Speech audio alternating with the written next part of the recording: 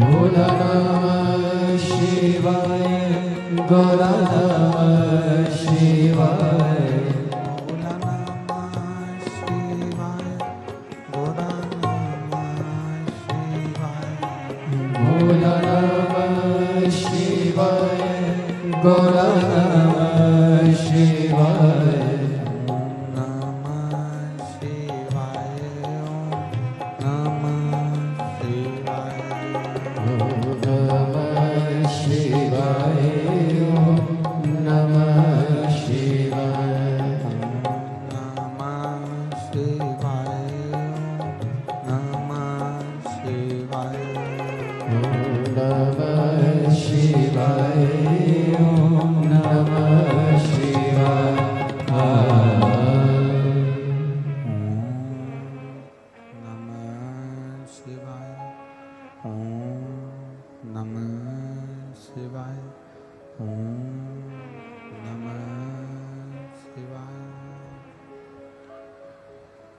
विश्वनाथ भगवान की जय, महाकालेश्वर भगवान की जय, कुबेरेश्वर महादेव की जय।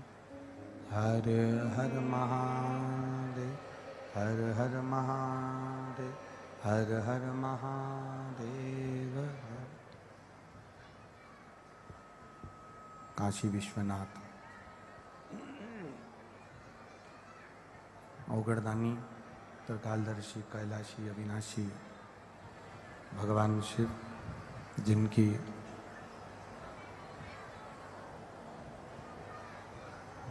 पुनीत पावन शिव महापुराण की कथा संपूर्ण विश्व के कल्याण हेतु बाबा देवाधिदेव महादेव की कृपा से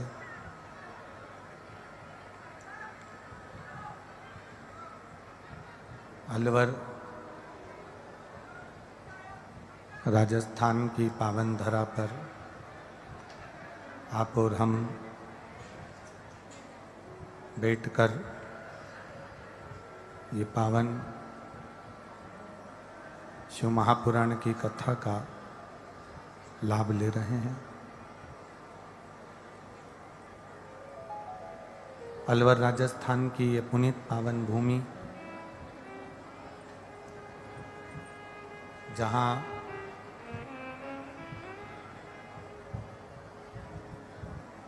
राजा भर्तरी जी ने तप साधना करी, ऐसी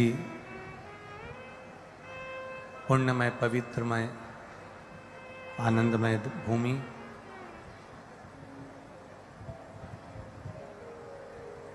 जहाँ पर राजा भर्तरी को भगवान शिव ने दर्शन देकर राजा भर्तरी के स्वयं के जीवन काल में एक राजा होकर भगवान की अविरल भक्ति प्रदान करी और शिव जी ने अपने चरणों का सुख दिया। कथा के मुख्य यजमान श्री प्रमोद विजय जी विजयवर्गीय, श्री कपिल जी शर्मा, श्री अरविंद जी खंडेलवाल, श्री सत्यनारायण जी खंडेलवाल, श्री श्याम खंडेलवाल, श्री दिनेश जी खंडेलवाल, जिन्होंने इस पवित्र श्रावण के महीने में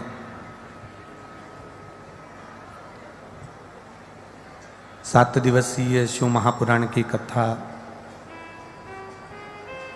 अलवर की पवित्र भूमि पर आयोजित की। एक बार यजमान परिवार के लिए जोरदार ताली बजाकर साधुवाद, वंदन, अभिनंदन। कि ये जीवन मिले पर उस जीवन के मूल तत्व को पहचानने का एक समय भी परमात्मा हमको दे।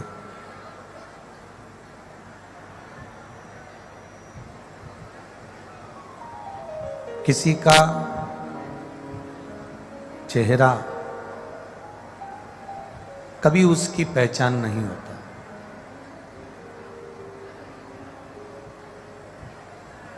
एक जैसे चेहरे के बहुत से लोग भी होते हैं, एक जैसे स्वरूप के बहुत से लोग भी होते हैं। व्यक्ति की पहचान उसका चेहरा नहीं होता, क्योंकि ये चेहरा लोग थोड़े समय में भूल जाते हैं, फिर कोई नया चेहरा आ जाता है, फिर कोई चेहरा आ जाता है, तो लोग उसको भूलते चले जाते हैं। चेहरे से किसी की पहचान नहीं करी जाती और न चेहरे से कोई जीवन भर रह पाता है। व्यक्ति की पहचान उसकी वाणी से करी जाती है। वो किस तरह से व्यवहार कर रहा है, किस तरह से बोल रहा है, किस तरह से वाणी से वो क्या शब्द बोल रहा है, कैसे बोल रहा है, और वो किस तरह से अपने शब्दों से किसी के हृदय को रिझा रहा है या अपशब्द कहकर किसी के दिल को दुखा रहा है।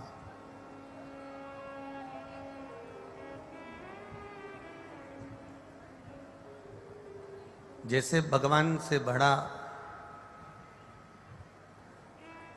परमात्मा से भी बड़ा, भगवान से भी बड़ा, संसार से बड़ा तो ये भगवान है ही, पर भगवान से भी अगर कोई बड़ा है, सारे देवताओं से भी अगर कोई बड़ा है, तो वो एक भगवान का नाम बड़ा है। भगवान से भी अगर कोई बड़ा है तो वो भगवान का नाम। आप जितना राम नाम लेंगे, कृष्ण नाम लेंगे, शिव नाम लेंगे, श्री शिवाय नमस्तुभ्यम बोलेंगे, पंचाक्षर मंत्र बोलेंगे, नमः शिवाय, षडाक्षर मंत्र बोलेंगे, ओम नमः शिवाय, द्वादश अक्षर मंत्र बोलेंगे, ओम नमो भगवते वासुदेवाय, ये भगवान से भी बड़ा अगर कुछ माना गया है तो वो परमात्मा का नाम माना गया। इसलिए तुलसी बाबा ने अपनी वाणी में कहा कि कलयुग केवल नाम आधार और सुमर सुमर नर उतरई पार। कलिकाल में नाम की आधारशिला को रखकर चलिए।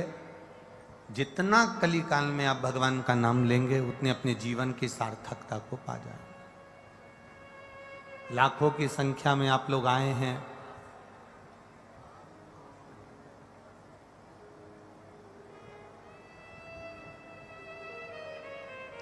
ये लाखों लोग, लाखों भक्त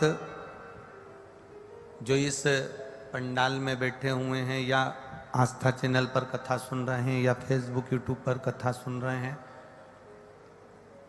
ये एक दिन में कितनी बार श्री शिवाय नमस्तुभ्यम बोल लेते हैं। ये टीवी के सामने बैठकर या मोबाइल के सम्मुख में या पंडाल में बैठकर कितने लाखों करोड़ों लोग एक साथ भगवान की भक्ति करते हैं।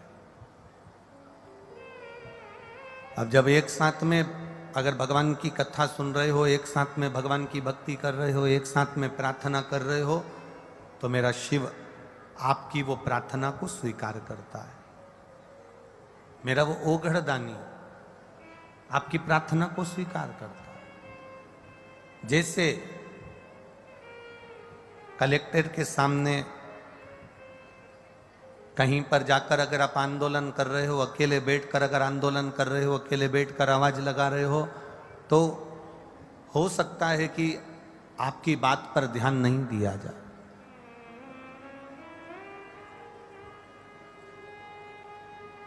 मान लो अकेले बैठ के आप भगवान, अकेले बैठकर आप किसी को आवाज लगा रहे हो, अकेले बैठ के अगर आप कोई आंदोलन कर रहे हो, तो हो सकता है आप पर लोग ध्यान नहीं दें, पर 50 लोग 100 लोग एक साथ बैठकर अगर आंदोलन करें, आवाज़ तेज करें और पुकारें, तो फिर एक साथ अगर आंदोलन किया जाता है तो फिर उस पर लोगों का ध्यान जाता है, प्रशासन का ध्यान जाता है, दुनिया के लोगों का ध्यान जाता है।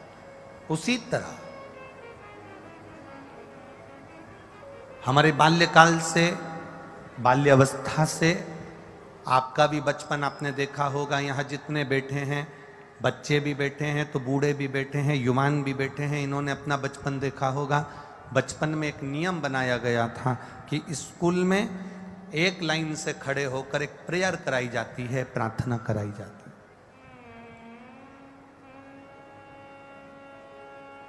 है। स्कूल में जब प्रार्थना करते हैं तो क्यों प्रार्थना करते हैं? स्कूल में प्रेयर क्यों कराई जाती है, प्रार्थना क्यों कराई जाती है? क्या कारण होता है कि प्रार्थना कराई?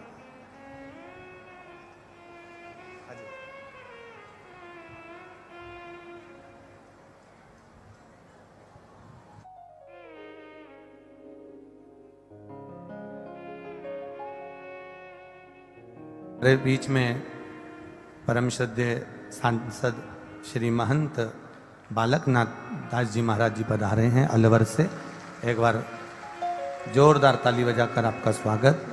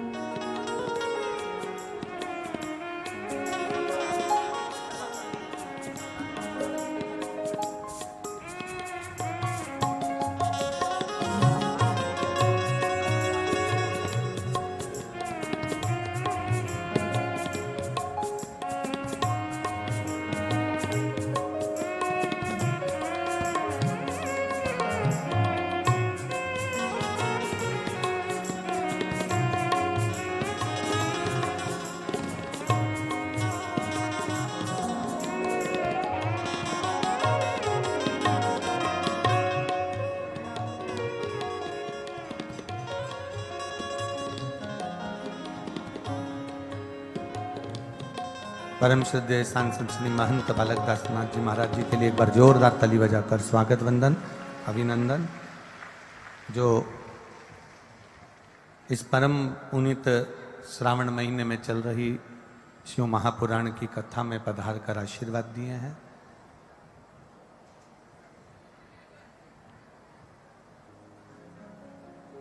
शिव कथा कह रही है, भगवान शंकर का संवाद कर रहा है। स्कूलों में लाइन लगाकर प्रार्थना करी जाती है।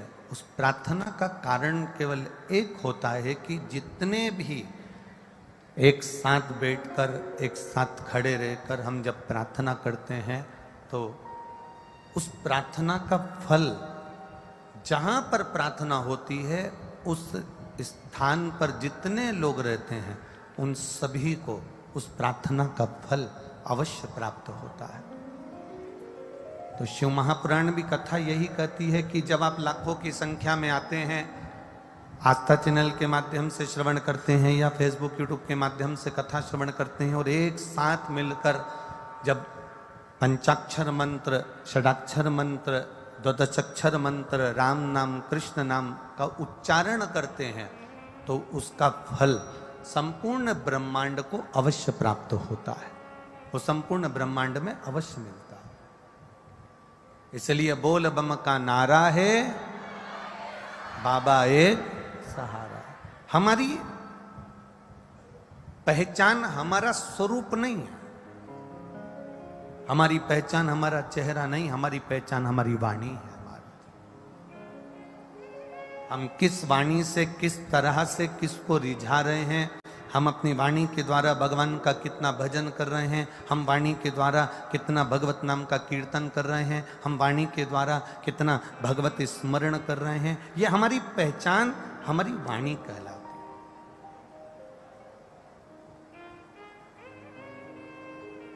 एक अंदाजा लगा कर रखिएगा, आपके घर में जब कोई दादा परदादा जब चले जाते हैं, कोई बुजुर्ग चले जाता है, तो घर में जब बात निकलती है ना, तो लोग सहज भाषा में कह देते हैं हमारे ससुर जी ऐसा कहते थे। मतलब उनकी वाणी को याद किया जाता है, उनकी वाणी का स्मरण किया जाता है।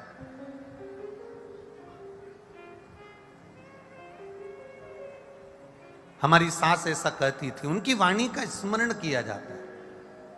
तो मूल हमारे यहां जो मूलता कहा गया, वो वाणी मूल कही गई। इसलिए तुलसीदास जी ने अपनी वाणी में बहुत सुंदर बात कही कि कलयुग केवल नाम धारा।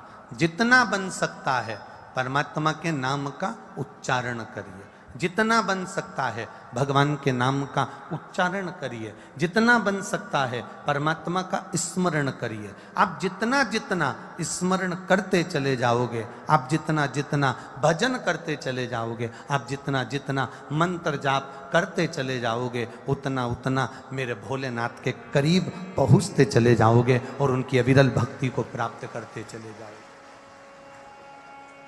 भजन चित्त हो,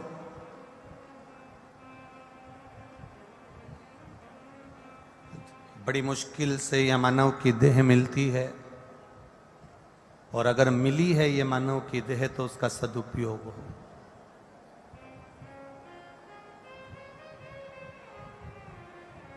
आप जितना संकीर्तन में चित्त को लगाओगे, आप जितना कीर्तन में इस मन को लगाने का प्रयास करोगे, वो उतना उतना परमात्मा की ओर खिंचता चले जाएगा। एक बात आप लोगों को पहले कथा में कही थी, स्मरण में होगी। चुंबक रस्सी से बांधकर नदी में फेंकी जाती है, गंगा जी में, यमुना जी में, सरयू जी में उसको घुमाया जाता है। और चुंबक को नदी में जब डाला जाता है, नदी में डालने पर वो चुंबक जब घूमती है, घूमने के बाद जो चुंबक में चिपकने वाले जो कण होते हैं, चुंबकीय जो कण होते हैं, वो चुंबक में चिपक जाते हैं। उसमें कपड़ा नहीं चिपकता, उसमें लकड़ी नहीं चिपकती। चुंबकीय जितने कण हैं, जो चुंबक से लगने वाले जितने कण हैं, चुंबक में चिपकने वाले जितने कण हैं, और चुंबकीय जितने कण हैं, वो चुंबक में चिपक जाते हैं। जो चुंबकीय कण है ही नहीं,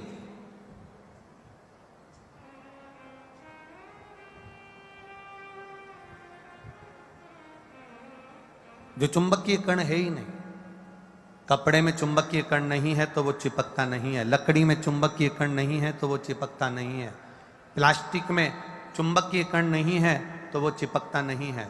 कोई कितना ही प्रयास करे कि चुंबक में कपड़ा चिपक जाए, नहीं चिपकेगा, कागज चिपक जाए नहीं चिपकेगा, प्लास्टिक चिपक जाए नहीं चिपकेगा, उसमें लकड़ी चिपक जाए नहीं चिपकेगी। पर चुंबक में जिस चीज में चुंबकीय गुण होगा वो खींच लेगी। उसी तरह शिव महापुराण की कथा हो, भागवत कथा हो, राम कथा हो, आपके अलवर में जितनी कथा होती है, कथा में वही पहुंच पाता है जिसमें शंकर का चुंबकीय गुण होता है और वो खिंचकर यहां तक पहुंच जाए, खिंचकर वही बुला सकता है। आप कितना भी प्रयास कर लो, तुम सोचो कि मैं पूरे, अब अलवर में कितने लोग होंगे, ढेर बड़े पड़े होंगे, कितना कितना लोग अलवर में होगा, पर सब क्या अलवर के लोग कथा में पहुंच सकते हैं क्या? नहीं। बाबा उसी को बुलाता है जो बाबा का स्नेही होता है। और मेरा विश्वास कहता है अलवर के तो यहाँ लगभग लगभग थोड़े बहुत ही लोग होंगे, ये मेरा विश्वास कर रहा, ये मेरा भरोसा कर रहा। कितने बैठे हैं अलवर के, जरा हाथ उठाना। अलवर वाले, अलवर वाले, अरे बहुत सारे हो रहे तुम तो। सरकार भी हाथ उठा दिया, क्या हो, बहुत हो। और बाहर से जो आए हैं वो हाथ उठाइएगा। जय हो, बहुत हो, हर हर महादेव।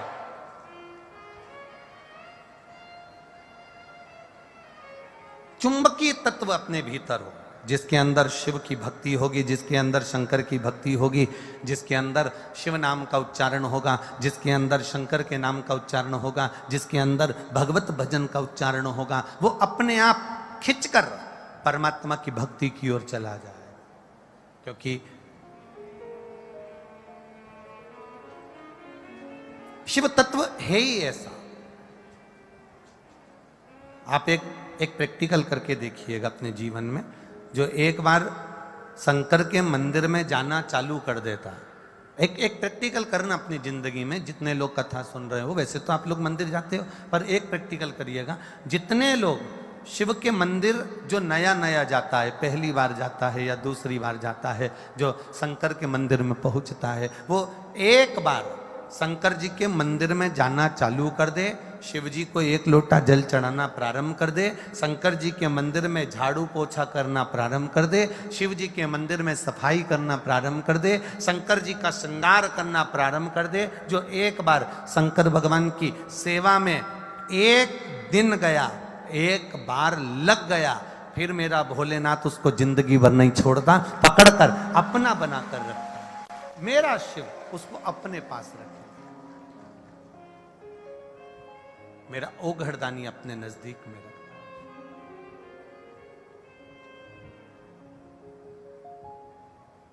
और खाली न जाता कोई दर से तुम्हारे, खाली न जाता कोई दर से तुम्हारे, मैं भी खड़ा हूँ नंदी बाहें पसारे, अपने हृदय से लगा लो, गिरा जा रहा उठा लो, भोले अपने दर से अब तो न टालो, गिरा जा रहा उठा लो। जितनी शिव की भक्ति आपके भीतर बढ़ती चली जाएगी, भगवान भोलेनाथ जी की भक्ति आपके भीतर समाती चली जाएगी, उतना उतना आप शिव के होते चले जाएंगे, भगवान ओघड़दानी के होते चले जाएंगे। सती मैया ने जिद करी, जिद कर कर अपने पिता के घर चली गई। पिता के घर जाने पर सबका स्थान देखा, पर मेरे महादेव का स्थान नहीं देखा, मेरे शिव जी का कोई स्थान नहीं।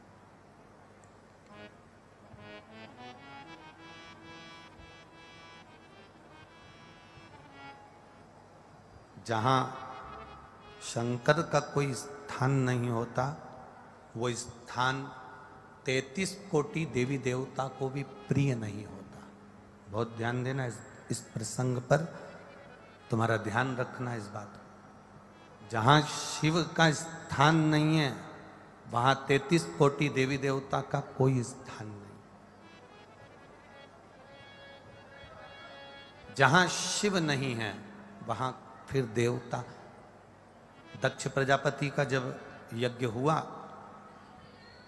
दक्ष प्रजापति ने जब यज्ञ करा, उस यज्ञ में इंद्रदेव को बुलाया गया, वायुदेव को बुलाया गया, वरुण देव, गरुण देव, नारायण, ब्रह्मा, सभी देवी देवताओं को वहां पर बुलाया गया, सबको बुलाया। आज सावन की शिवरात्रि है, थोड़ा सा ध्यान रखकर कथा सुनिएगा। सबको निमंत्रण दिया गया, सबको बुलाया।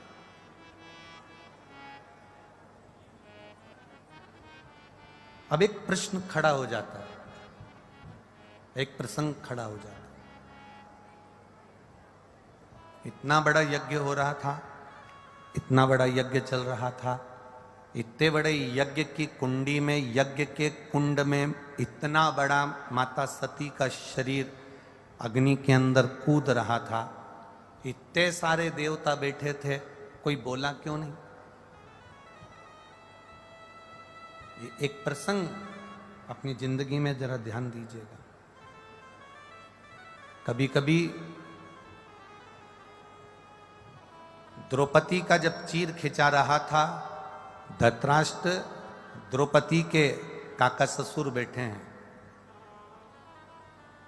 चीर खिंचा रहा है, गांधारी बैठी है, चीर खिंचा रहा है, द्रौपदी के पति वहीं पर बैठे हैं, चीर खिंचा रहा है, भीष्म पितामह बैठे हुए हैं, चीर खिंचा रहा है, जिन गुरु से गुरु मंत्र द्रौपदी ने लिया था, गुरु द्रोणाचार्य भी वहीं पर बैठे हुए हैं।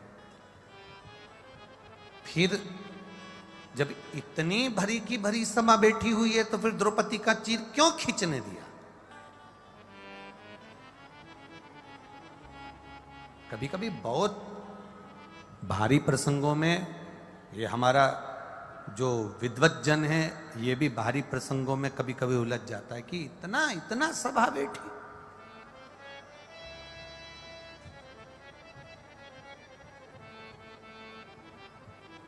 और द्रौपदी का चीर कोई बचा नहीं पाया, द्रौपदी का चीर कोई छुड़ा नहीं पाया। कारण क्या था? एक गलती द्रौपदी ने अपने जीवन काल में कर दी थी। जब वो पूर्व जन्म में एक ब्राह्मण की बेटी थी तब उसने एक बहुत बड़ी गलती करी, और एक गलती नहीं, द्रौपदी ने जिंदगी में 2 गलतियां भारी कर दी थी जब वो ब्राह्मण के घर की बेटी थी। और ये एक प्रसंग तो अपने यहाँ महाभारत में मिल जाता है और दूसरा प्रसंग अधिक मास की कथा में मिल जाता है। गलती कौन सी करी द्रौपदी ने? गलती ये करी कि एक संत स्नान करने के लिए सरोवर में गए और अपने वस्त्र को संत घाट पर रख कर गए, और द्रौपदी ने वो संत को थोड़ा सा आनंद लेने के लिए वो वस्त्र को छुपा दिया। वो वस्त्र कांटों में ले जाकर डाल दिया, वो मिले नहीं। संत ढूंढते रहे, संत ढूंढ रहे, वो मिलता नहीं। आखिरी में संत वस्त्र विहीन वहां से चल दिए। जिसने मेरा ये वस्त्र लिया है,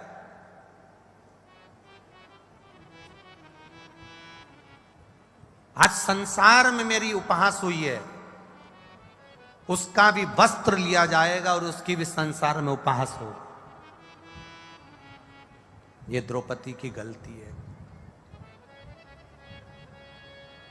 एक गलती द्रौपदी ने कर दी थी, वो गलती मूल थी कि वो सभा लगी हुई है, ढेर सारे बैठे हुए हैं, सारे विद्वत जन बैठे हुए हैं, उसके सगे, उसके आनंद में उसके रिश्तेदार नातेदार, भीष्म पितामह, 5 पति, धृतराष्ट्र, गांधारी सब बैठे हैं, गुरु द्रोणाचार्य बैठे हैं, गुरुवर बैठे हैं, और उसके बाद उसका चीर खिंचा रहा है। उसका कारण केवल एक ही है कि उसने जो पूर्व में करा उसका भोग आज भोगना पड़ रहा है। एक बात का अंदाजा लगा कर रखना, कोई कोई व्यक्ति को देखना, किसी किसी व्यक्ति को देखना, ना वो गुटखा खाता है, ना वो मदिरा का नशा करता है, ना वो चिलम पीता है, ना वो गांजा पीता है, ना वो भातु कुछ भी भांग नहीं खाता, ना वो सुपारी खाता, ना उसके कोई गलत शौक है। इसके बाद भी उसको कभी कभी ऐसी बीमारी हो जाती है, कैंसर जैसा रोग हो गया, सारा घर आश्चर्य में पड़ जाता है कि ना तो ये मदिरा का नशा करे, ना ये दारू का नशा करे, ना ये सिगरेट पिए, ना ये बीड़ी पिए, ना ये चिलम लगाए, ना ये कुछ गलत काम करे, ना कोई नशा करे, इसके बाद भी इसको इतनी भयंकर बीमारी कैसे हो गई? बोलो, सुनी कि नहीं सुनी? कभी कभी तुम लोगों के ध्यान में भी आई होगी। आखिर इतनी बड़ी बीमारी इसको हो कैसे?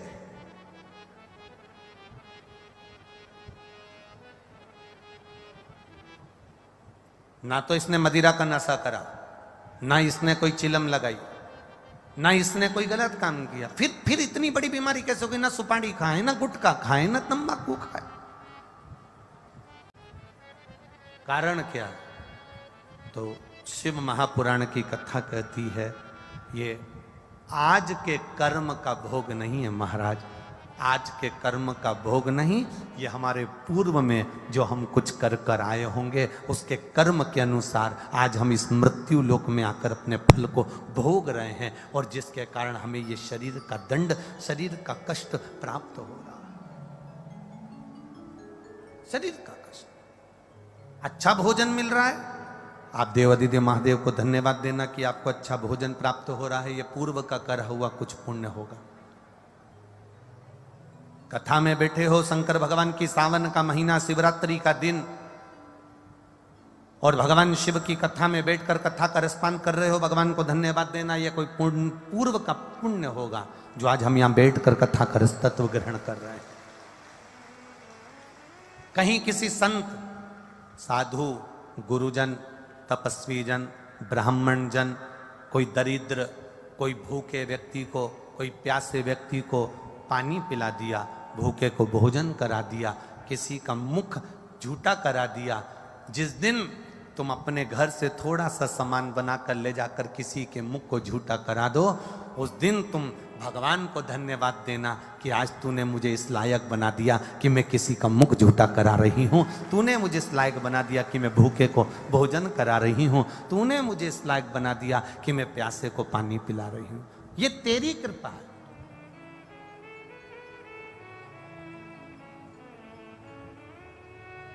जोड़ जोड़ के तो जिंदगी में सब चले गए और आखिरी में यहीं पे छोड़ गए, और अंत में हुआ क्या, बस केवल इतना, ये हाथ से लेके इससे बड़ा कोई फोटो अपने घर में, तुम मर जाओ तो कोई लगाने वाला नहीं है, इससे बड़ा नहीं फोटो लगाएगा। हाँ, कहीं कहीं का अच्छा अगर पैसे वाला हुआ तो फोटो थोड़ा बड़ा हो सकता है, पर माला तो प्लास्टिक की ही रहेगी, फोटो भले कितना ही बड़ा हो।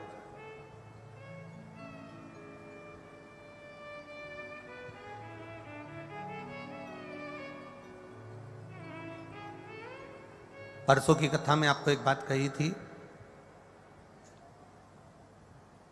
परसों की कथा में आपको कहा था कि ये 500 का रुपया मान लो, इसको तुम्हें ऊपर तक लेकर जाना है। अब ये 500 के रुपए को तुम गठरी बांध कर, ऐसे पल्लू में बांध कर तुम उसको रख भी लोगे तो क्या ये चले जाएगा? अरे बोलो जम के, जाएगा? जाएगा क्या? नहीं जाएगा। अब इस 500 रुपए को तुम कहीं पेंट की नीचे सी मोरी को मोड़ के भी उसमें छुपा के भी रख लोगे तो चला जाएगा क्या? नहीं जाएगा। वो 500 रुपए को तुम कितना भी छुपा कर ले जाने का प्रयास करो, पर वो नहीं जाएगा तो नहीं जाएगा। तो फिर करना क्या पड़ेगा? तो परसों की कथा में कहा था कि ये 500 रुपए का तुम पुण्य बना लो।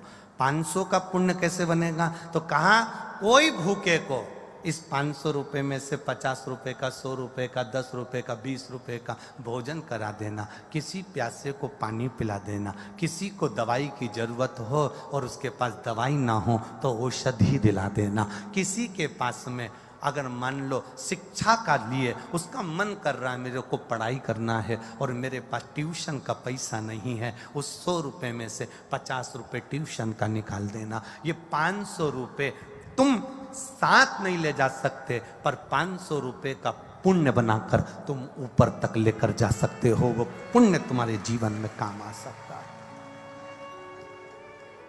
उस पुण्य को बनाना है।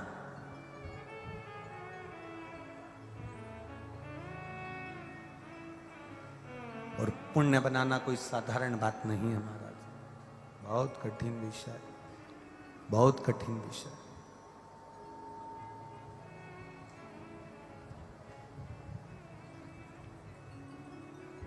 आज ये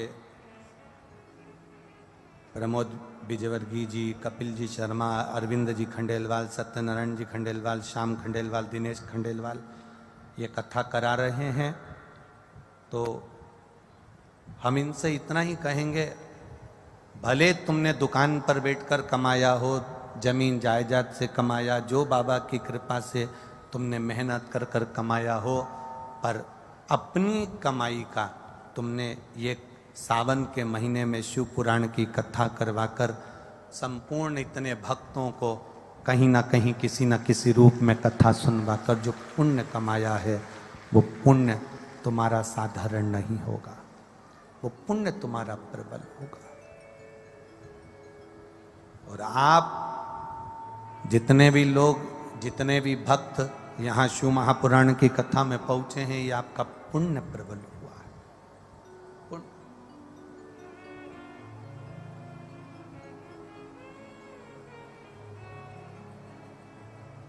जिस दिन किसी भूखे को भोजन करा दो, जिस दिन तुम किसी प्यासे को पानी पिला दो, तो समझ लेना कि तुमने आज भोलेनाथ ने तुमको इस लायक बना दिया।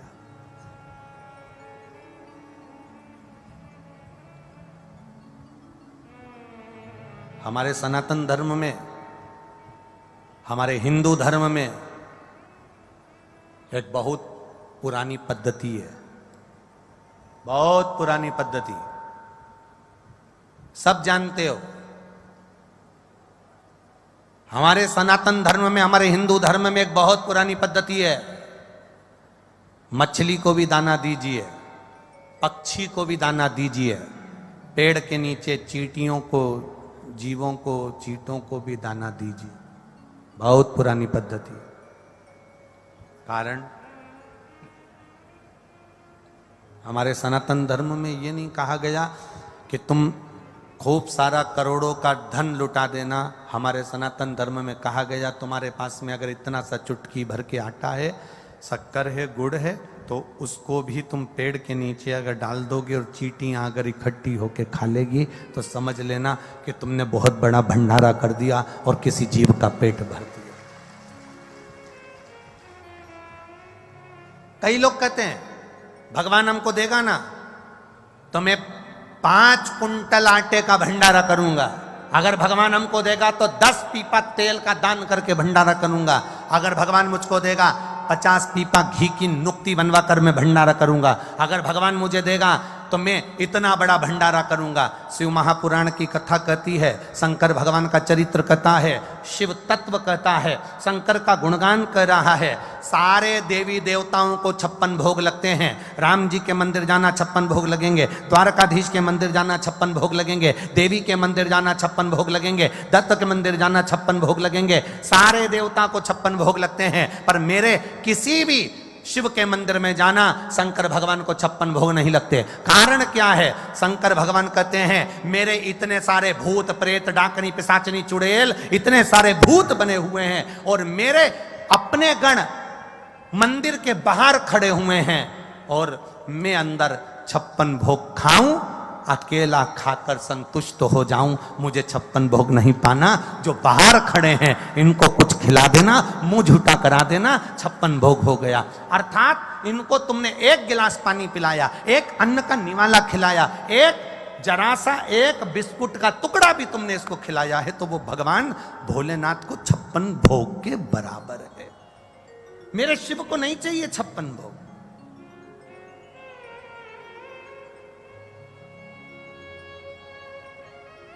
केवल एक मेरा देव अधिदेव महादेव ऐसे हैं, पार्वती मैया जब भोजन परोसती है, आकड़िया की रोटी बनाई, काकड़िया की साग, और परसे माता पार्वती जी पावे भोलानाथ, मन शिव रटोरे, छोड़ दो कपट मन शिव रटोरे।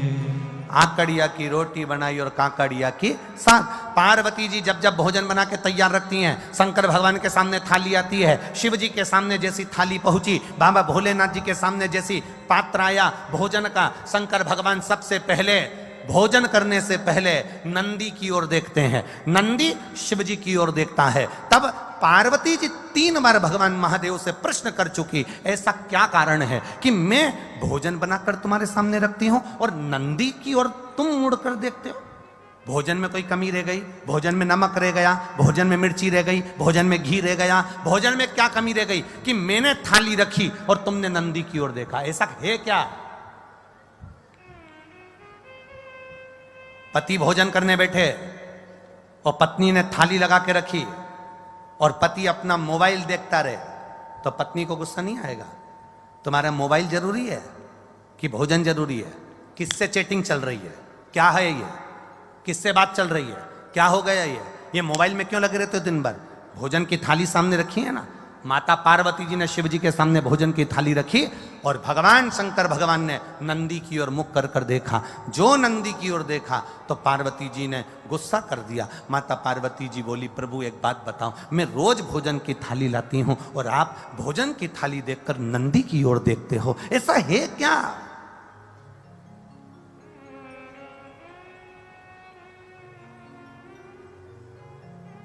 भोजन करते समय आप नंदी की ओर क्यों देखते हो? क्या मेरे भोजन में कोई कमी है? क्या मेरे बनाने में कोई कमी है? क्या मैंने जो भोजन बनाया वो श्रेष्ठ नहीं बनाया? इसमें क्या कमी रह गई? इसमें क्या कमी है? पार्वती मैया के 3 प्रश्न हैं भोजन करते हुए देवादिदेव महादेव से। 3 प्रश्न, लिंग पुराण के, स्कंद पुराण के, कुर्म पुराण के और ब्रह्म विवर्त पुराण के, ये 3 प्रश्न भारी हैं।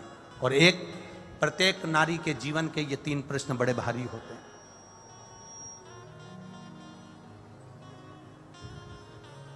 ब्रह्म विवर्त पुराण में भी यह वर्णन किया गया। प्रश्न कर लिया, क्या कारण क्या है?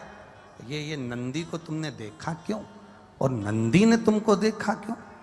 क्या बात क्या है? शंकर भगवान उस समय पर मौन होकर, मेरा देवादिदेव महादेव त्रिकालदर्शी कालाधिपति मेरा विश्वनाथ मुस्कुरा दिया, बस हंसे प्रभु, बोले कुछ नहीं। जब कोई प्रश्न बड़ा भारी होता है ना और कुछ अच्छा ही होता है ना तो मुस्कुराया जाता है। कभी कभी पति भी मोबाइल चलाते चलाते, भले वो बेचारा किसी से चैटिंग नहीं कर रहा, पर पत्नी ने कहते तुम तो रोज लगे रहते हो चैटिंग में, किससे बात कर रहे हो? वो मुस्कुरा देता, वो मुस्कुराया, बस पत्नी समझ गई जरूर कोई बात है। सही बता दो मुझको, क्या बात है? जल्दी बताओ मेरे को, किससे चैटिंग चल रही थी? लाओ दो मेरे मोबाइल मेरे को हाथ में। पति ने अपना मोबाइल भी दे दिया, ले, और किससे बात चल रही थी वो भी दिखा दिया। तो वो तो केवल व्हाट्सएप खोल के मैसेज देख रहा था, तो तुम मुस्कुरा क्यों रहे? कारण क्या? अरे यहाँ कड़िया की रोटी बनाई, काकड़िया की साग, और परसे माता पार्वती जी, और पावे भोलानाथ मन शिव रटोरे, और छोड़ दो कपट मन शिव रटोरे। पार्वती जी ने पूछ लिया, आखिर बात क्या है? क्या हुआ? क्या ऐसा कारण क्या? शिव जी नहीं बोले।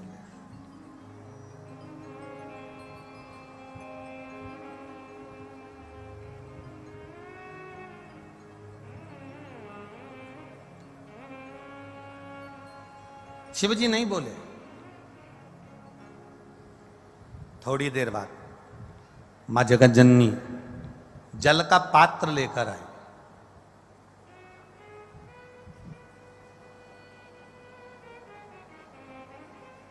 जो जल का पात्र लेकर मां जगत जननी आई, शिव जी ने अपनी केश को, जटा को हाथ लगाया, ऊपर देखा। शंकर जी का एक चित्र, एक फोटो आपने देखा होगा जिसमें शिव जी ऊपर देख रहा है, दोनों हाथ ऊपर। किसी ने दर्शन करें कभी? शिव जी के एक फोटो का दर्शन करना, अगर ना करें हो तो कभी गूगल पर, नेट पर, चित्र में शिव के जटा ऊपर गंगा और शंकर के नेत्र ऊपर दर्शन कर रहे।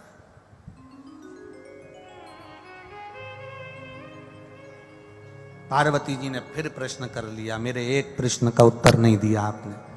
मेरा दूसरा प्रश्न है, मैं आपके लिए जल लेकर आई तो आपको ऊपर देखने की क्या जरूरत थी? अगर मैं जल लेकर आई हूं तो ये ऊपर देखने की क्या जरूरत है? क्या है ऐसा ऊपर?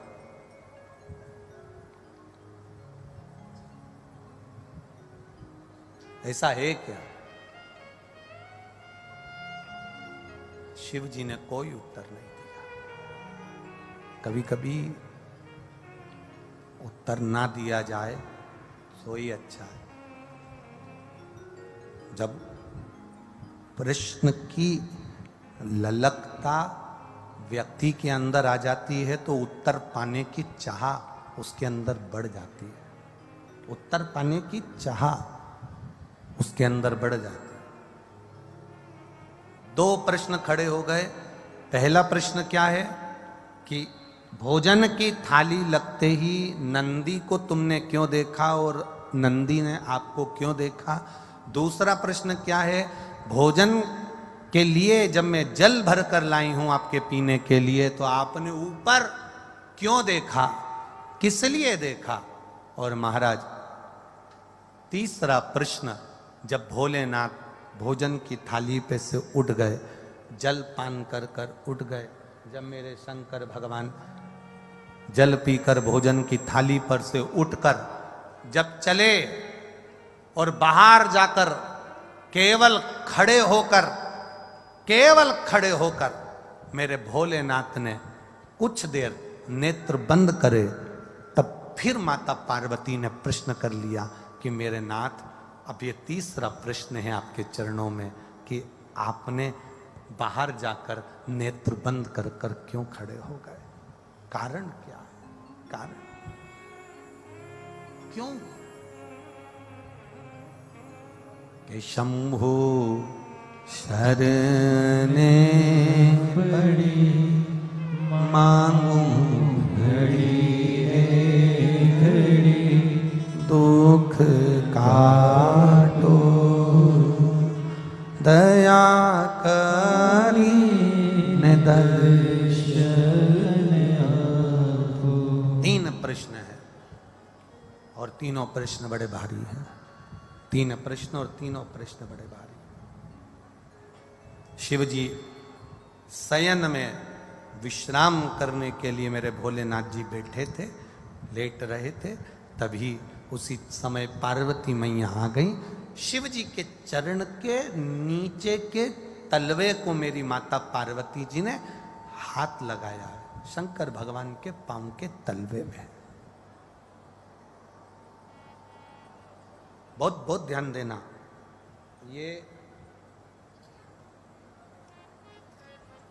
ये शिवलिंग जलाधारी, ये जो चरण पे से जल नीचे गिर रहा है वो स्थान, बहुत बहुत ध्यान देना थोड़ा सा हो। ये शिवलिंग जलाधारी, यहां से जल अशोक सुंदरी के पास में से नीचे की ओर गिर रहा, ठीक है। बेलपत्र नहीं है आपके पास चढ़ाने के लिए, मत चढ़ाओ। जल नहीं है चढ़ाने के लिए, मत चढ़ाओ। अक्षत नहीं है चढ़ाने के लिए, मत चढ़ाओ। पुष्प नहीं है शिव जी को चढ़ाने के लिए, मत चढ़ाओ। शमी पत्र नहीं है, मत चढ़ाओ। पर किसी शिवालय में, किसी शंकर के मंदिर में अगर तुम गए हो, तुम्हारे पास में कुछ भी नहीं है, जो भी भगवान का दर्शन तुमने किया है, तो यहां से जो पानी नीचे गिरता है, उस गिरने वाले स्थान पर मात्र अपने हाथ का 3 बार स्पर्श कर कर बाबा से दिल की बात कहकर आ जाओ, तो मन की मुराद बाबा पूर्ण कर देता है। वो सहज प्रसंग है। माने मेरी माता पार्वती जी ने शिव जी के चरण के नीचे के तलवे को मेरी माता ने स्पर्श किया है। आज बाबा बैठे हुए और माता ने चरण के तलवे को स्पर्श किया,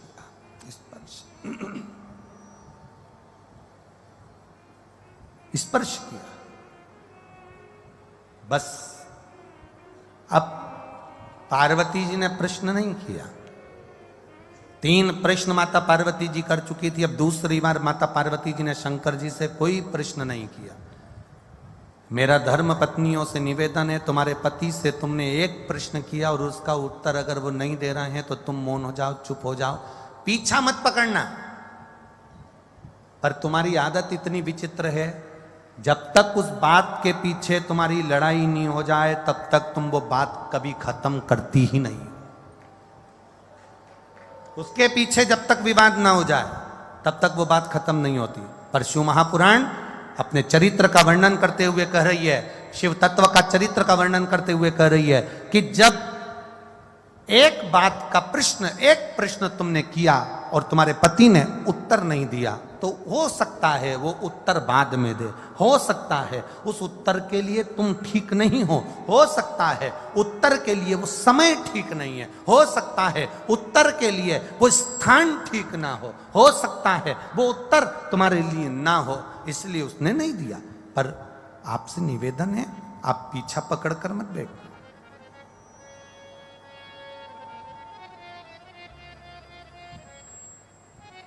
कई माताओं की आदत होती है, कई आवाज पकड़ रहा है, गला पकड़ रहा है।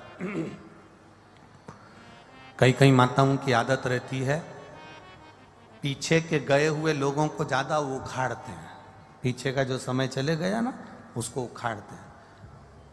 वो तो मैं उस दिन से जानती हूं जिस दिन से शादी करके आई हूं ना, 3 दिन नहीं हुए थे और तुम्हारी बहन ने मेरे साथ जो जो करा है ना, मैं सब मालूम है मेरे को। अब जब लड़ाई होती है तब वो 3 दिन, उसके पूरे 70 साल की हो गई पर वो 3 दिन खत्म नहीं हुए, उसके 3 दिन उसके चालू है।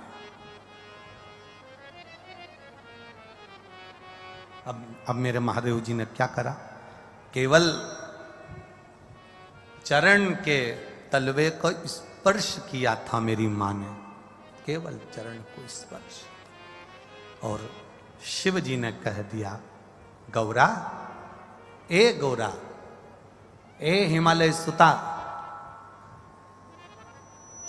ए विनायक की महतारी, ए षडानंद कार्तिकेय की मां, जगत का भरण पोषण करने वाली है जगत जननी, तुमने 3 प्रश्न मुझसे किए, अब प्रश्न नहीं कराए मेरी माता ने, केवल एक बार प्रश्न कर कर मेरी माता भूल गई, और भूलने के बाद मेरी मां महादेव के चरण के उस रज को, उस नीचे तलवे को केवल स्पर्श करी और शिव जी ने उत्तर देना प्रारंभ कर दिया। सुनो हिमालय सुता, सुनो गोरा, सुनो हे जगद्धात्री जगदम्बा, हे दुर्गा, सुनो, तुम्हारा पहला प्रश्न था कि मैं भोजन की थाली के सम्मुख बैठा तो नंदी को क्यों देखा, किस लिए देखा, और नंदी ने मुझे देखकर अपने शीश को क्यों हिलाया। सुता, हे हिमालय सुता, उसका केवल एक उत्तर है, मेरे को लोग विश्वनाथ कहते हैं। विश्वनाथ का मतलब तुम जानती हो सुता? विश्वनाथ का मतलब तुम्हें मालूम है पार्वती? पार्वती जी कहती हैं, हां, जो विश्व का नाथ है।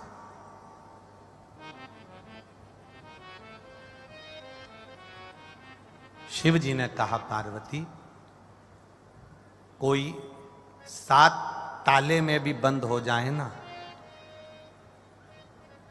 मेरे भोजन के पहले कोई 7 ताले में भी बंद हो गया, मेरे भोजन के पहले उसके पेट भरना चाहिए। विश्वनाथ का मतलब है कोई अनाथ ना रहे, सबका उदर पोषण हो, सबका पेट भरे। जब तू थाली रखती है, मैं नंदी को देखकर पूछता हूं, क्या सारे संसार के जलचर, थलचर, वायुचर कितने, एक भेल मछली है, एक बड़ा सा हाथी है, एक बड़ा सा जानवर है, एक बड़ा सा जीव है, हजारों मछलियां, करोड़ों जीव उसको खाते हैं, एक साथ उसके पेट भरने में, एक बड़ी भेल मछली का पेट भरने में हजारों टन भोजन लग जाता है। तो महादेव पूछते हैं, भगवान देव पूछते हैं, भगवान शिव पूछ रहे हैं, पार्वती, मेरा नाम विश्वनाथ है, मेरा नाम विश्वनाथ है, मैं नंदी से पूछता हूं, क्या सबका पेट भर गया? जब सबका पेट भर जाता है तब मैं फिर भोजन को ग्रहण करता हूं, क्योंकि घर का पिता भोजन करने बैठता है, या तो पिता या माता, दोनों में से एक ऐसे होते हैं जो सबको भोजन कराने के बाद आमरस बनाया है, खीर बनाई है, दाल बाटी बनाई है। पहले घर की बूढ़ी माँ, घर का बड़ा व्यक्ति सबके लिए पूछेगा, क्यों छोटा बेटा खा गया, बड़ा बेटा खा गया, वो पोते ने खा लिया, नाती ने खा लिया, पंती ने खा लिया, सबका पेट भरता है। उसके बाद फिर अपना पेट भरता है।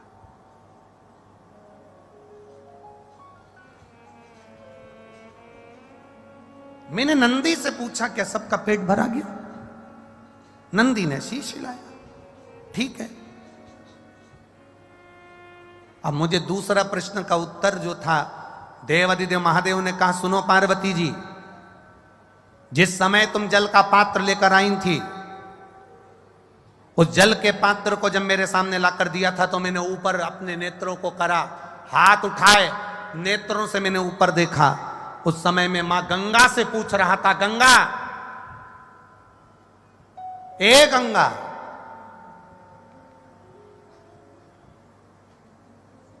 तेरे तट पर आए हुए जीव या जिसने एक बार मुख से हर हर महादेव कहा हो, जिसने बम बम भोले कहा हो, जिसने भूलवश ओम नमः शिवाय कहा हो, जिसने भूल से भी मेरे मंदिर के सामने से निकल कर चला गया हो, जो भूल से भी मेरे मंदिर की ओर मुड़ कर देख लिया हो, जो भूल से भी मेरे मंदिर की रज उड़ के जिसके सिर पर चली गई हो, तो महादेव कह रहे हैं, मैं गंगा से पानी पीने से पहले पूछ रहा था, क्या तूने उन सभी जीवों का कल्याण कर दिया?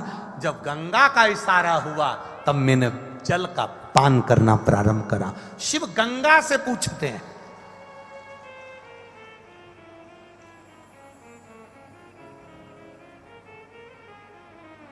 और तीसरा प्रश्न का उत्तर, तीसरे प्रश्न का उत्तर महादेव कह रहे हैं, मैं बाहर गया, नेत्र बंद कर थोड़ी देर खड़ा हो गया, तब शंकर भगवान कहते हैं, उस समय पर मैं बाहर खड़े होकर मेरे इष्ट मेरे राम को याद कर रहा था और उनको धन्यवाद दे रहा था कि तूने मुझे जो कार्य सौंपा है विश्व के भरण पोषण का, वो मैंने सुचारू रूप से कर दिया, उसके लिए तेरा धन्यवाद है।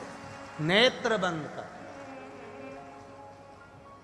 राम जी शंकर भगवान का भजन करते हैं, शंकर भगवान राम जी का भजन करते हैं, भगवान कृष्ण शिव जी का भजन करते हैं, शिव जी कृष्ण का भजन करते हैं, नारायण भगवान शिव का भजन करते हैं, शिव नारायण का भजन करते हैं। एक दूसरे की भक्ति में सब लगे हुए, एक दूसरे के भजन में सब लगे हुए, एक दूसरे के स्मरण में सब लगे। हमारे जैसे नहीं है कि हम एक दूसरे की टांग खींचने में लगे हुए हैं। देवताओं में कभी ये नहीं हुआ कि एक दूसरे की टांग खींची गई है। अगर देवता टांग खींचते होते तो एक उनकी कथा नहीं सुन पाते। देवता कभी किसी की टांग नहीं खींचे।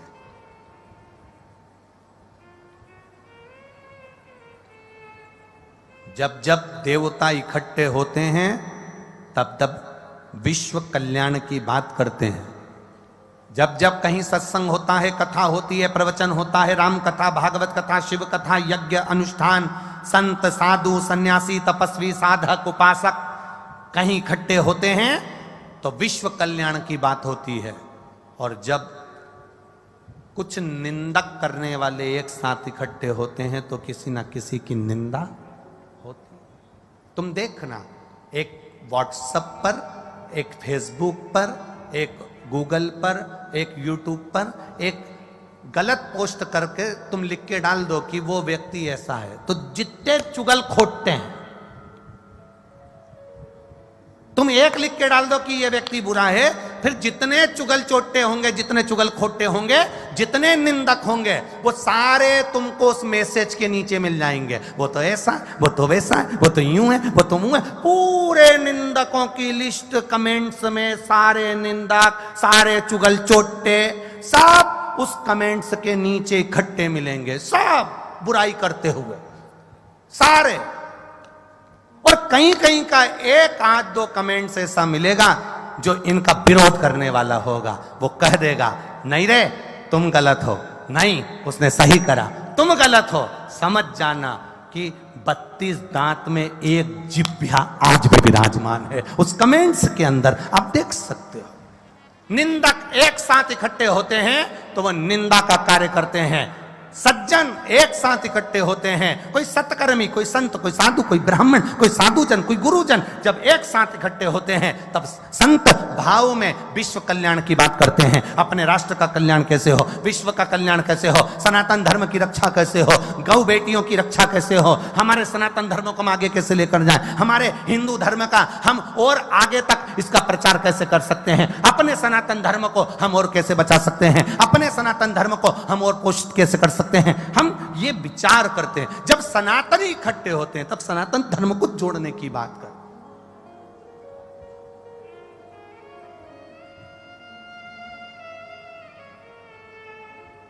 मेरे भोलेनाथ राम जी को धन्यवाद दे रहे हैं। आपने जो मुझे काम दिया था मैंने वो काम किया, आपको अच्छा लगा, धन्यवाद मेरे राम जी, धन्यवाद। राम जी जब भी कोई कार्य करते हैं तो भोलेनाथ को धन्यवाद देते हैं। हमारे यहां की तो इतनी विचित्र रीति है, गुलाब जामुन अच्छी बन जाए तो सास तुरंत कह देती है मैंने बनाई है। सब्जी अच्छी बन जाए तो सास तुरंत कह देती है मैंने बनाई है। और सब्जी अगर बिगड़ गई वो तो बहू को बनाना ही नहीं आता, उसके बाप के घर से ऐसी सीख के आई है।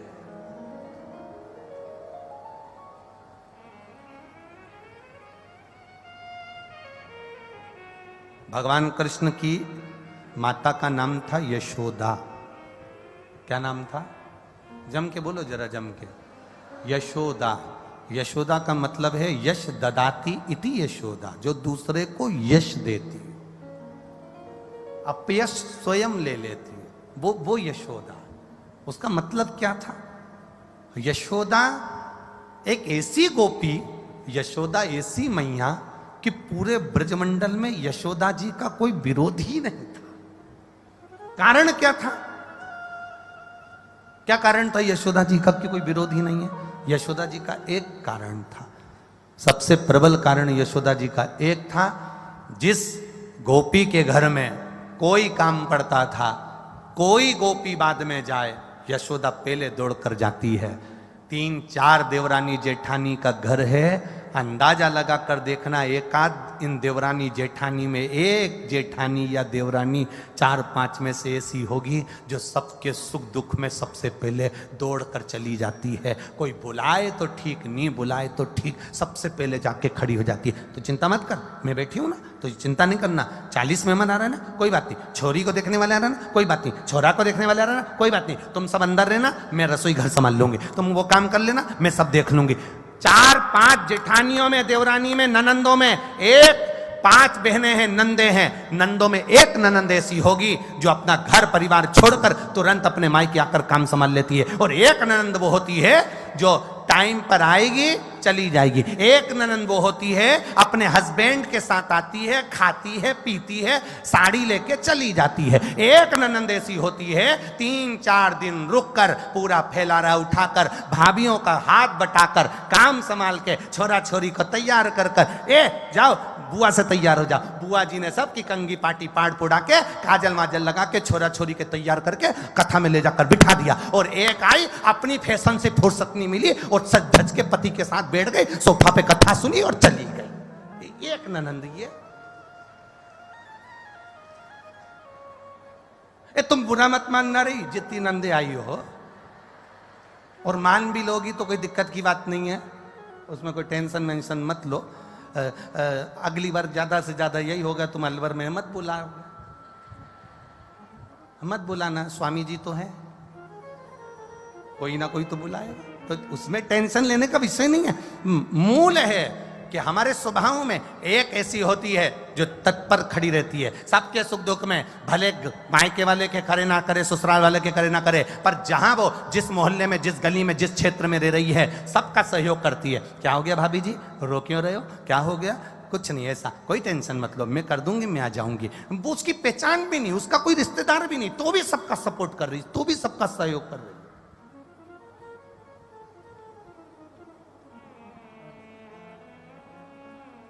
उसका कोई रिश्तेदार नहीं, तो भी कर रही, क्योंकि उसने जान लिया, उसने पहचान लिया कि हर एक में वो समाया है। जलचर, थलचर, वायुचर, जितने जीव हैं सबके अंदर वही समाया है। सब कोई अलग से है ही नहीं। मेरे राम शिव जी का धन्यवाद करते हैं। मेरे शिव जी स्वयं भोलेनाथ राम जी का धन्यवाद करते हैं। कभी मेरे भोलेनाथ जी ने ये नहीं कहा कि मेरा नाम विश्वनाथ है तो मैं अपना बखान करूं। ना ना, एक संत के प्राण छूटे और एक डाकू के प्राण छूटे। एक संत मरा और एक डाकू मरा, दोनों मरे। संत भी मरा, डाकू भी मरा, दोनों ऊपर गए यमलोक में।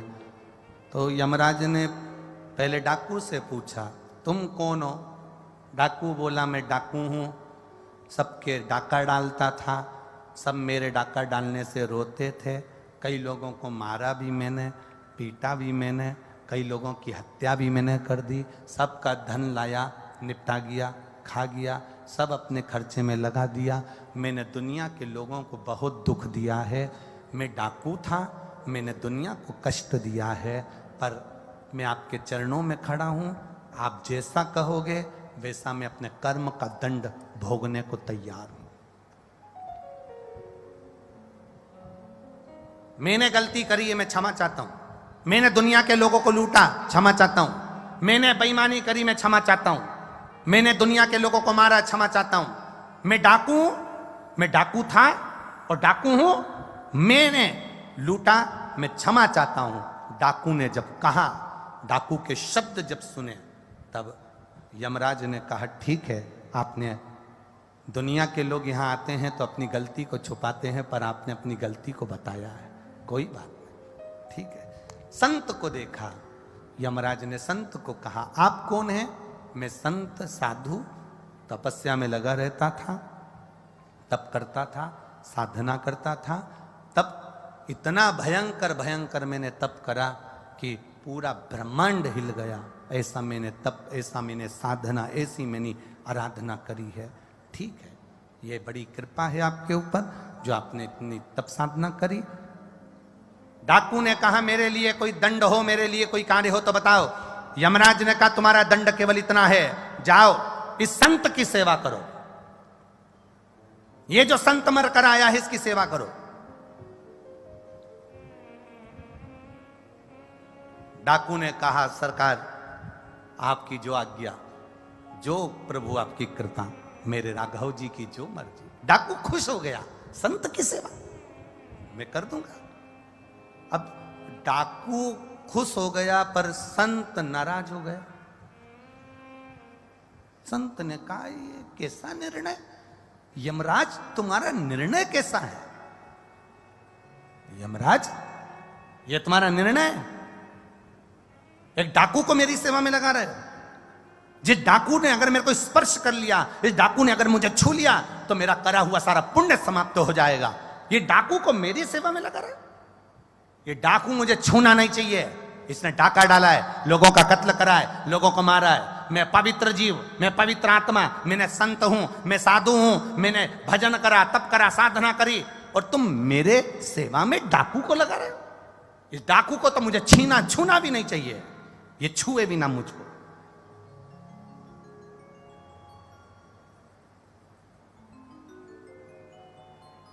यमराज ने कहा, वो डाकू तुमसे बड़ा हो गया, डाकू होकर भी क्षमा याचना करता रहा। और महाराज जी, आप पवित्र थे, तप करा था, साधना करी थी, इसीलिए तो डाकू को आपकी सेवा में लगाया था कि आपका मात्र स्पर्श हो जाता तो वो डाकू का भी कल्याण अपने आप हो जाता, अपने आप। पर इतना अहम, इतना अहंकार अपनी उस तप साधना पर, जिसमें तुम एक डाकू का भी कल्याण नहीं कर सकते। एक डाकू का तप साधना। फिर निवेदन करूंगा, आपकी तप साधना, चलते चलते शिव का नाम ले लो, चलते चलते भगवान का भजन कर लो, चलते चलते स्मरण कर लो, चलते चलते शिव भक्ति कर लो, चलते चलते भगवत नाम का स्मरण करो। साधना, तप, साधुता हम माने कठिन है, पर चलते चलते राम नाम, कृष्ण नाम, शिव नाम लेते चलो। कोई जरूरी नहीं है। आज कई लोगों ने पूछा, गुरुजी, मैसेज लोगों ने सीओर भेजा कि गुरुजी से पूछ कर बताओ, आज शिवरात्रि है तो शाम को, रात्रि को 9 बजे अभिषेक करेंगे, तो क्या व्रत रखें, उपास रखें, हम कुछ खाएं ना खाएं, हम कैसे हम अभिषेक करें, कैसे हम पूजन करें। हम उनसे एक बात ही कहना चाहेंगे, हमने अपनी व्यासपीठ से हमेशा कहा है आपको, आज फिर कह रहे हैं, जरूरी नहीं कि तुम खाना छोड़ोगे तो उपास होगा, जरूरी नहीं कि तुम एक टाइम भोजन करोगे और एक टाइम फलाहार करोगे तो उपास होगा, जरूरी नहीं कि आप दोनों टाइम का भोजन छोड़ दोगे तो उपास होगा, जरूरी नहीं कि तुमने खाना छोड़ा, मैं ये नहीं खाऊंगी उपास हो जाएगा, मैं ये नहीं खाऊंगी उपास हो जाएगा। उपास खाना छोड़ने से लोग कहते हैं होता है, पर हमारा चित्त, हमारा मन और ये व्यासपीठ कहती है, कभी अपने अंदर अगर उपास करना हो तो एक नियम ले लेना कि आज मैं झूठ नहीं बोलूंगी, आज मैं निंदा नहीं करूंगी। ये भी उपास करने का एक तरीका है,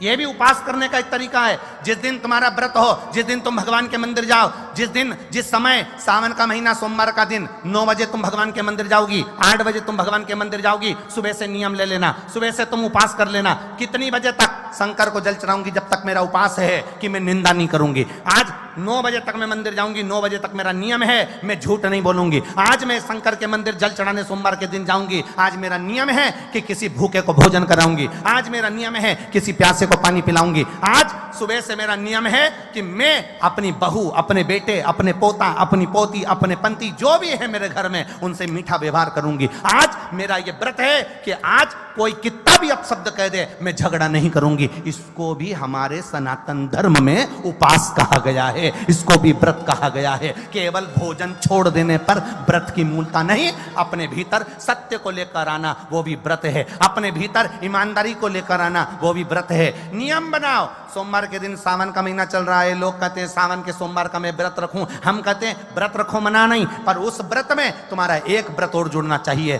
कि आज मैं सावन का सोमवार है, हफ्ते भर में झूठ बोलता हूं, एक दिन नहीं बोलूंगा, आज मैं 9 बजे तक जब तक पूजन ना कर लूं तब तक मैं किसी का दिल नहीं दुखाऊंगा। ये भी तो व्रत है, ये भी तो उपास है, ये भी तो साधना है, ये भी तो तप है, ये भी तो आनंदता है।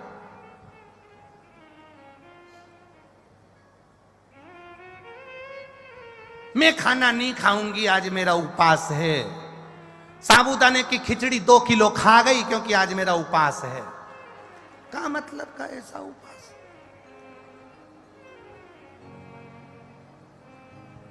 सोमवार कल, आज से लग गई पीछे। सुनो, आधा किलो दही ले आना, सुनो 2 दर्जन केले ले आना, सुनो आधा किलो मूंगफली का दाना ले आना, सुनो थोड़ा सा मोरधन कुट्टू का आटा ले आना, सुनो साबूदाना खत्म हो गया लिया, सुनो हरियाली मिक्सचर का पैकेट भी लिया, सुनो थोड़ी सी चिप्स मिल जाए कच्ची तो लिया ना, मैं तल लूंगी। अपने यहाँ आलू सड़ा हुआ आया था तो मैं बना नहीं सकी, अब की बार लिया। सुनो, आते आते 2 किलो दूध ज्यादा लिया ना, क्योंकि राजगिरे की खीर बना लूंगे। सुनो, कोई आए तो संतरे और आम का सीजन चल रहा है तो 2-2 किलो आम लिया ना। उसने सब ला के रख दिया, सब खा भी गई। उसके बाद भी सुबह से बहू से ऐसी झगड़ रही,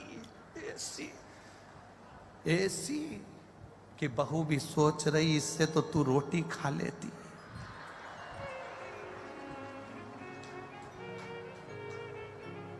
जरा सा साबूदाना नहीं गला। लड़ाई किस बात पे हो रही थी? अरे बोलो तो जम के, केवल वो साबूदाना सही से नहीं गला और बहू ने जल्दी जल्दी में बगाड़ दिया और सास ने खा लिया और साबूदाना उसके मुंह में रह गया। जब से सोफा पे बैठी कोस रही, इसके बाप की ऐसे ये सीख के आई, ऐसा फलार बनाया। फलार तो मैं बनाती है, मेरा घर का सब खाता, मेरे हाथ की खिचड़ी लोग पड़ोसी भी मांग कर खा के जाएं, और ऐसा फलार बनाया। जो सुबह से खोस रही तो बहू भी भगवान से प्रार्थना कर रही, इससे तो दोनों टाइम खा लेती पर मेरे प्राण ना खाती। भगवान का मतलब कैसा व्रत कर रही, व्रत है अपना। आज मेरा उपवास है, कुछ नहीं खाऊंगी, बस केवल तुम्हारे सबके प्राण खाऊंगी, कुछ नहीं खाऊंगी। बहुत देखो, हमारी बात को लोग कथा में से काट काट कर चला देते हैं और लोग फिर उसको कमेंट्स में लिख देते हैं, महाराज जी ने ऐसा बोल दिया, व्रत के लिए ऐसा बोल दिया, वैसा बोल दिया। ये मत सोचना कि अपन कोई डरे वरे हो, काट के डाले तो डाले, पर सीधी बात है, उपवास करो। अगर भोजन का ना कर पाओ तो अपने विचारों का करो कि आज मैं झूठ नहीं बोलूंगी, आज मैं निंदा नहीं करूंगी, आज मैं झगड़ा नहीं करूंगी, आज मैं अपशब्द नहीं बोलूंगी। ये भी तो उपवास की गणना में आना चाहिए, ये भी तो उपवास हो सकता है, ये भी तो व्रत हो सकता है, ये भी तो साधना हो सकती है।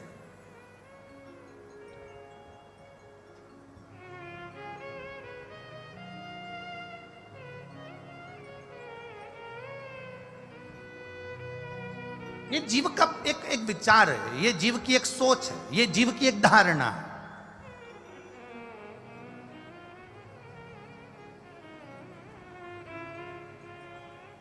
आपकी चित्त वृत्ति में परमात्मा समाहित हो। शिव कथा कर रही है, पार्वती मैया के 3 प्रश्न पर भगवान शंकर ने उत्तर दे दिया। केवल चरणारविंद के तलवे पर स्पर्श किया था माता पार्वती ने और देवाधिदेव महादेव ने उत्तर दे दिया।